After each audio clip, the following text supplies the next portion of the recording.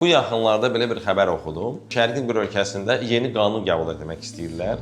Qadınlara küçəyə çıxarkən yalnız bir gözü açıq saxlamaq icazəsi verilsin. Sağ gözlərini örtüb, yalnız sol gözü ilə hərəkət etməli olacaqlar. Bilirsiniz ki, bu iki göz elə belə verilməyib. Bir qərarın tibbi cəhətdən baxsaq, uzun müddət bir gözü bağlı saxlamaq onun zəifləməsinə, tənbəl göz sindromuna gətirib çıxara bilər. Düzdür, bu 10 yaşa qədər nəzərə alınır. Bu iki göz nəyə lazımdır? 3D biz görməliyik. Nə qədər obyektlər uzaqdadır, nə qədər yaxındadır. Çünki bir gözlə bunu görmək çox çətindir. Siz tam ki bir gözü bağlasaz və desəz ki, o bir insan, qarşınızda olan insan deyəs ki, bax barmağından mənə toxun belə.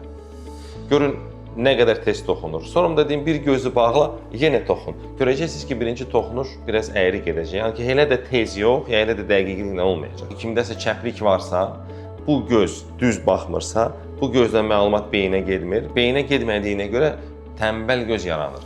Ona görə də bilmirəm gələcəkdə o ölkədə necə insanlar başlayacaqlar görməyə, amma bu o qədər də tip cəhətdən yaxşı fikir deyil məncə.